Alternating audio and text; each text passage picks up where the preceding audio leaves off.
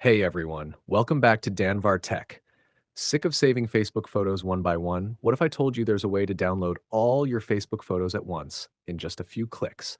Stay tuned because this trick is a total game changer. Let's dive right in.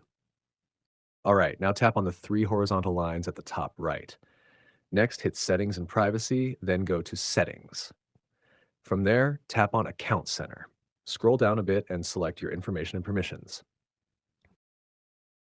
Tap on Download Your Information. Then choose Download or Transfer Information and select your Facebook account. After that, go to the next step. Now tap on specific types of information. Pick what you want to download, like posts, reels, or stories. Once you're done, move to the next step. All right, now tap on Download to Device. Then hit Date Range and choose how far back you want to go.